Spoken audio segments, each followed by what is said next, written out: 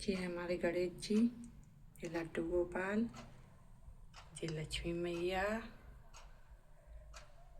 और ये बाबा भोलेनाथ, ये नलखेड़ा वाली मैया और ये माँ मेरी दुर्गा माँ, मेरी कालका माँ।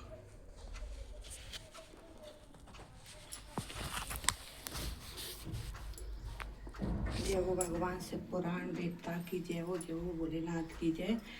सतुन कुमार जी बोले, हे व्यास जी, अब इस प्रकार अंधक के उन तीनों मंत्रियों ने वहां आकर अंधक को सब बताया।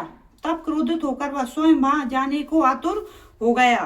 तब मंदरा पान करके वह अपनी विशाल सेना को साथ लेकर मंदराचल पर्वत की ओर चल दिया।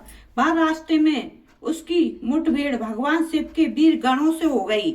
उसमें बड़ा भारी युद्ध हुआ। शिवगणों ने दैत्य सेना को मार मार कर वहां से भगा दिया।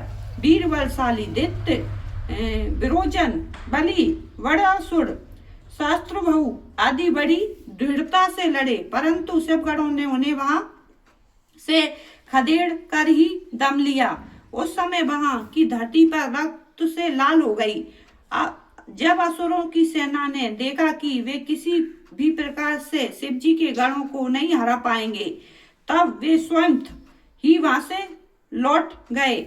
उधर जब वह शांति हो गई, तब भगवान शिव अपनी प्रिय देवी पार्वती से बोले, हे प्रिय, मैं यहाँ पर अपने उत्तम पशुपात व्रत का पालन करने के लिए आज्ञा आया था, परंतु यहाँ पर मेरे व्रत में विघ्न पड़ गया है। अब मैं इस व्रत को यहाँ पूरा नहीं कर सकता।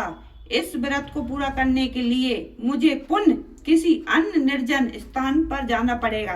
देवी, तुम यहीं पर रहो और मैं किसी अनस्त्र स्थान पर जाकर अपने पशुपात व्रत का अनुष्ठान पूरा करूंगा। यह कहकर भगवान शिव अपने व्रत को पूरा करने के लिए वहां से किसी और दूसरे वन में चले गए और पार्वती देवी वही मंदराचल पर्वत पर एक गुफा में रहने लगी। भगवान शिव निर्जन वन में जाकर अपने पशुपात व्रत को पूरा करने के लिए घोर साधना करने लगे। उधर दूसरी ओर देवी पार्वती वहां अकेली रहकर अपने पति भगवान शिव के लौटने की प्रतीक्षा करने लगी। उनकी रक्षा के लिए भगवान शिव का गण वीरक सदा उनकी गुफा के बाहर पहरा देता रहता था।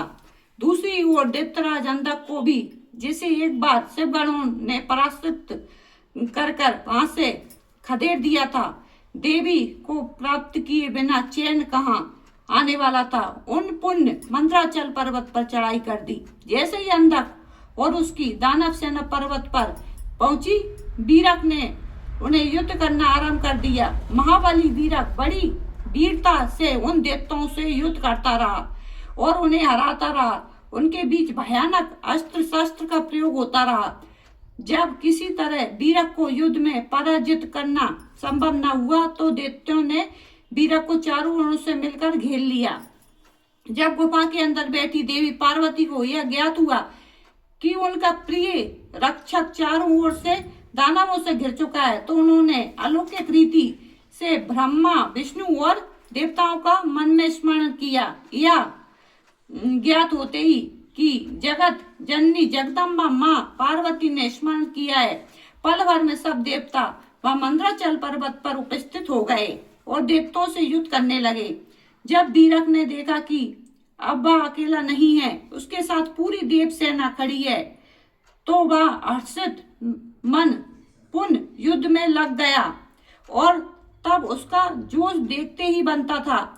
देवताओं ने ब्रह्मा जी, नारायणी, इंद्राणी, वैश्वानरी, यम्मा, वरुणी, वयाति, दुर्गा, कावेरी, यक्षवरी और गरुणी देवी का रूप धारण किया हुआ था।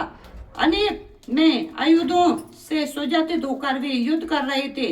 इस प्रकार इस भीषण युद्ध को चलते चलते कई हजार वर्ष बीत गए। देव सेना जितने भी असुर को मारती, दैत्य गुरु शुक्राचार्य अपनी मृत संजीवनी से विद्या से पल भर में उन्हें पुनर्जीवित कर देते थे। इस प्रकार दैत्य सेना न कम हो रही थी और न ही वह हार मान रही थी।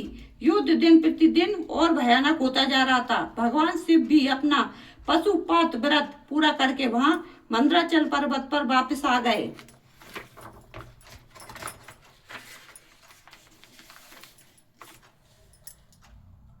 जय हो भोलेनाथ की जय हो, भवानी मैया तेरी जय हो।